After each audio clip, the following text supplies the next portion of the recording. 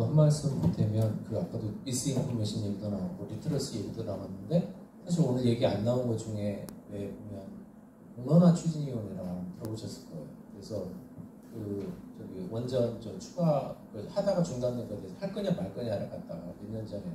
공론화 추진위원회 했고 교육 문제에 관해서도 그러니까 그게 보통 보면 진행 방식이 1박 2일이나 2박 3일 하는데 해당 지역 주민 해당 지역에서 사람들 모아서 이거 문제에 대해서 근데 그게 흥미로운 점이 내가 원래부터 가지고 있던 생각을 토론 과정을 거쳐서 생각이 바뀔 수도 있다는 거죠. 그래서 저도 이런 과정을 이런 공론화 추진위원회 같은 것도 이런 갈등 문제, 지역 문제, 이런 지역 주민들이 참여하는 태양광 문제나 재생에너지 문제 도입할 수 있다고 그러면 나는 이런 생각을 했는데 사실 우리가 가지고 있는 정보들의 상당 부분 아까도 좀 울진 그런 얘기도 했었지만 굉장히 단편적인 정보를 가지고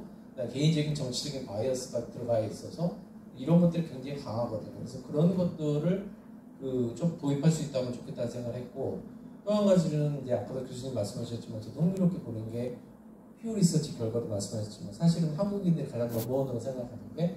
다른 나라는 패밀리, 헬스 이런 거 중심하는데 우리나라는 머티리얼스 웰빙 이게 압도적으로 타대에 비해서 압도적으로 유일하게 한국이 전 세계에서 그래서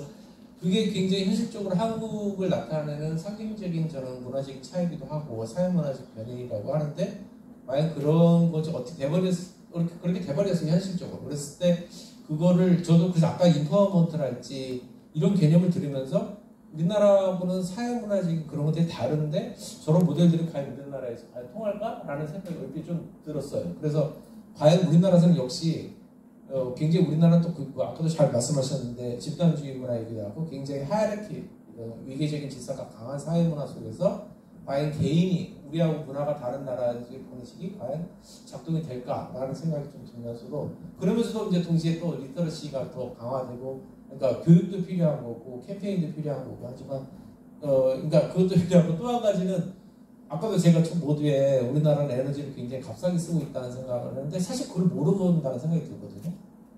우리나라 사람들이 과연 전기세 올린다고 그러면 다 비싸다고만 생각하고 다 반대하기만 하지만 사실은 우리나라하고 외국과 이렇게 비교를 통해서 우리나라 전기료가 킬로와트당 단가가 생산 단가부터 다른 나라에 비하면 굉장히 싸게 내는 걸 이 개념을 좀 보여줄 수 있다고 하면 우리가 올리는 것들이 아직까지 싸게 쓰고 있네. 예를 들어서 그 비교 이런 걸 통해서 하는 것들도 소통 방식도 굉장히 중요하고 저는 또 한 가지 중요한 거는 우리가 지금 이런 재생에너지 확대도 중요하지만 일반 국민들 대상으로 우리가 에너지에 대해서 사용하는 것들 지금 우리가 에어컨 당연히 트는 거고 에너지인데 그런 것들도 굉장히 좀 필요하다는 생각. 그러니까 단순히 플러그만 뽑고 에너지 절전 이런 캠페인만 할 게 아니고 우리가 얼마나 값싼 에너지를 그러니까 너무나 퐁퐁 쓰고 있다고 하는 사실에 대해서 좀 그런 것들도 좀 나름대로 필요한 게 아닌가 하는 생각이 좀 들었습니다. 혹시